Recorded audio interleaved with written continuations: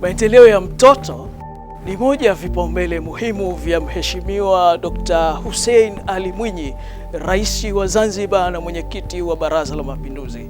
Je, unafahamu hilo? Hivi karibuni Zanzibar inakwenda kuzindua mpango wa miaka mitano kupitia programu jumuishi ya malezi na makuzi ya awali ya mtoto Zanzibar, Zanzibar Multisectoral Early Childhood Development Program, ZMECDP. Mpango huu unaweka mwelekeo wa pamoja kwa serikali, jamii pamoja na wadau wote katika kukuza afya, lishe, ulinzi, malezi bora na ujifunzaji wa awali kwa watoto wa umri kuanzia 0 hadi miaka 8.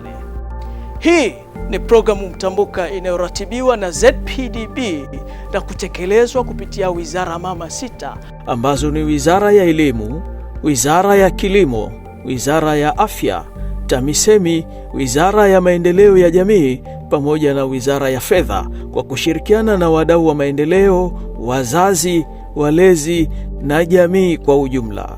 Mtoto wa leo ni Zanzibar ya kesho. Kwa pamoja tunaweka msingi imara wa maisha ya mtoto. ZMECDP kwa maendeleo endelevu ya mtoto wa Zanzibar.